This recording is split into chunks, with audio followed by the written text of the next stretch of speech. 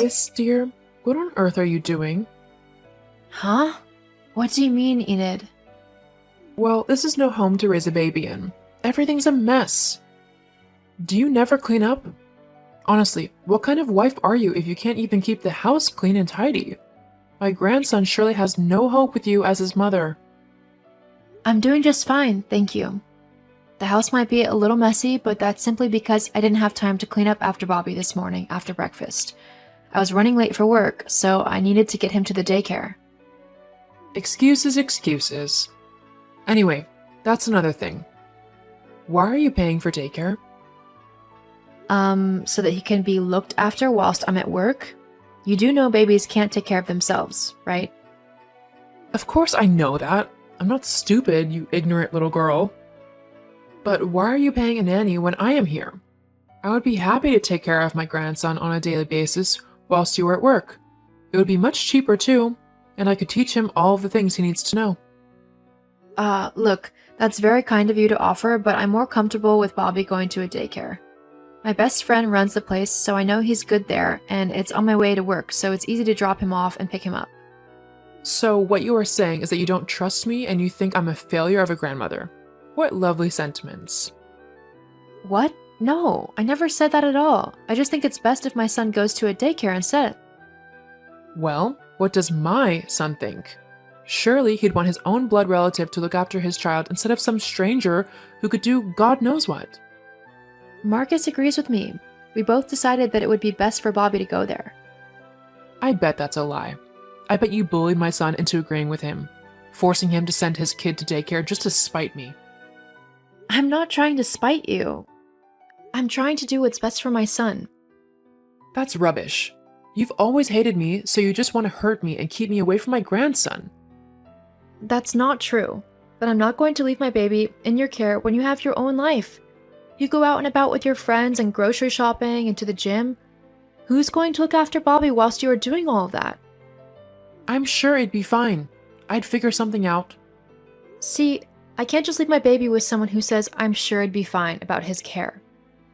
Are you saying that I don't know how to take care of a child? Have you seen your home? Clearly, the one who doesn't know how to look after a baby is you. You can't just leave things lying around. Plus, there were dirty dishes in the sink in the kitchen.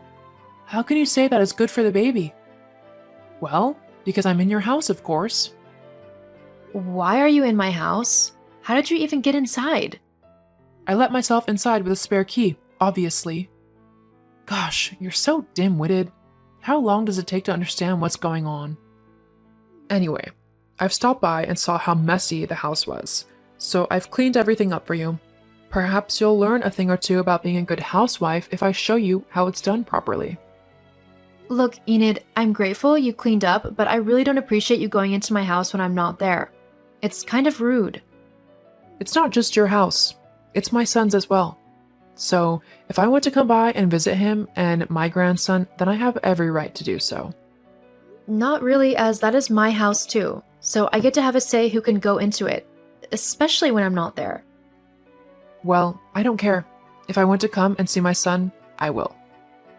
You know he's not even there, he's at work, so you've got no business being in my home.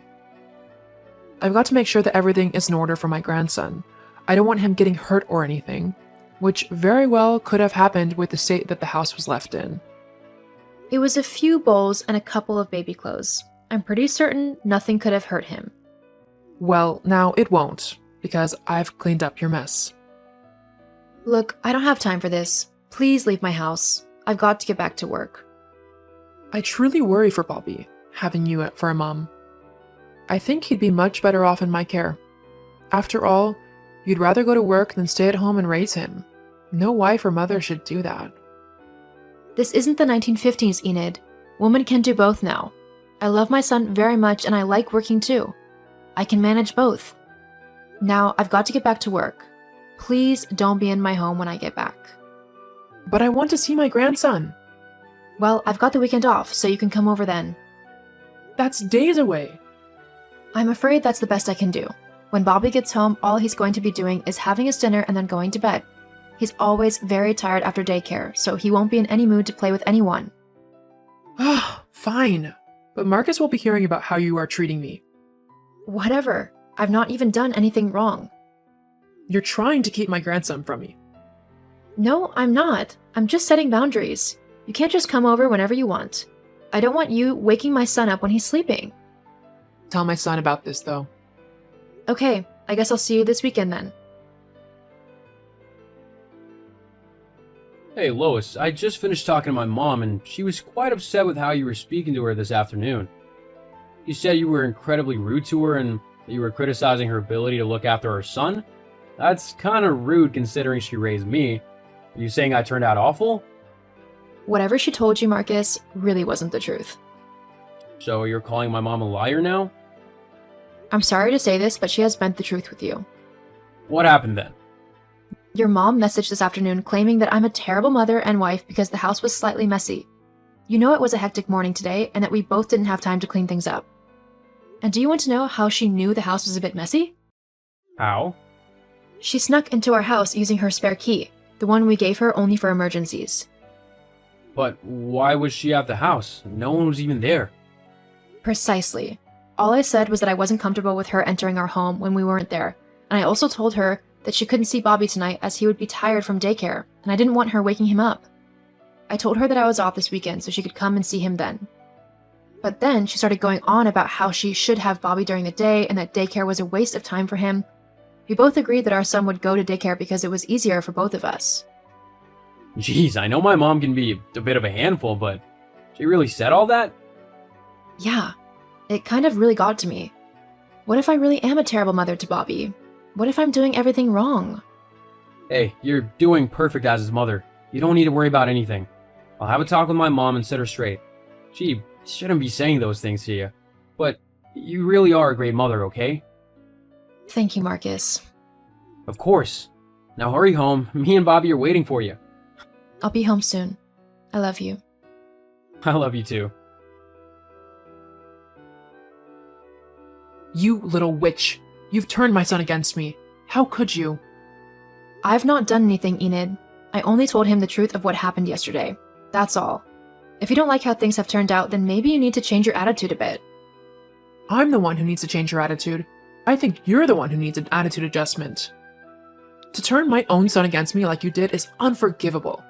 Next thing I know, you'll be turning my grandson against me too. I wouldn't do that, Enid. It's up to Bobby to determine who he likes or doesn't like.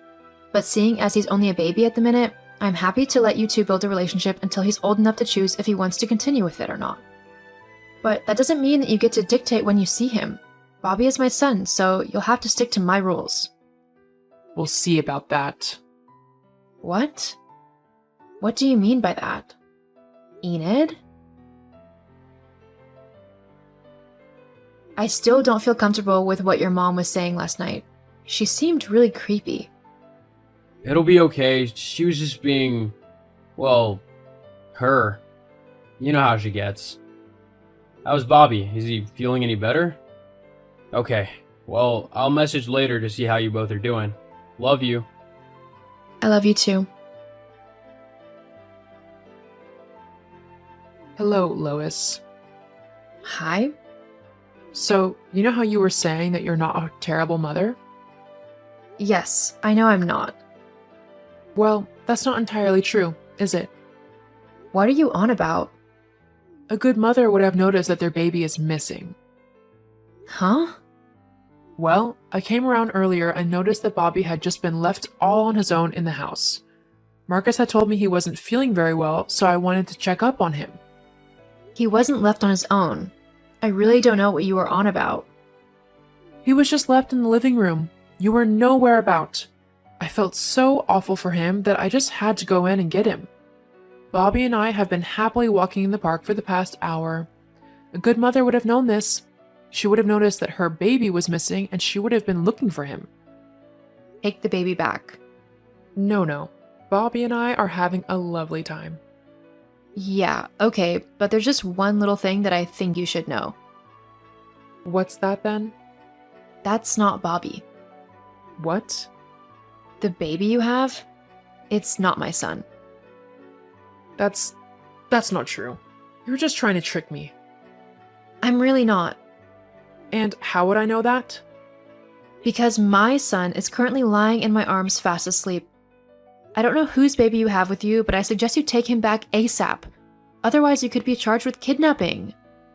But this is just an honest mistake. I'm sure if I explain it to the woman, we'll just have a laugh about all this. I doubt it. You stole a baby. If I were that mother, I'd have you charged for kidnapping immediately. Just to let you know that if you ever tried to do that with Bobby. Oh God, oh no, what should I do? Well, you should take the baby back to his mom. Then pray that she doesn't call the police on you, if she hasn't already. Lois, I need you to help me. You can come and get the baby and take it back to the woman. She'll go easier on you because you've got a baby too. No way. I'm not getting involved in your mess. You're going to have to sort this out yourself. Lois, as your mother-in-law, I demand you to help me. No, you're in this mess because you wanted to take my baby. I told you that if you wanted to see him, it would be on my terms, and you ignored that. If you think that I'm going to let you anywhere near my child in the foreseeable future, you've got another thing coming. Oh, you're the worst daughter-in-law ever. In the end, Enid took the baby back to his mom. However, she had already called the police once she had noticed her baby missing. The woman was hysterical. Enid tried to explain why she had taken the child, but saying that she was trying to kidnap her grandson instead still didn't sound good either. Enid was taken to court for her crime and given a fine and a restraining order. I also stopped her from seeing my son unless I was present, as I didn't trust her not to try and take him off somewhere. If someone sets boundaries with you in concern of their children, respect those boundaries and listen to the parents' wishes, as they are the ones who are looking out for their children.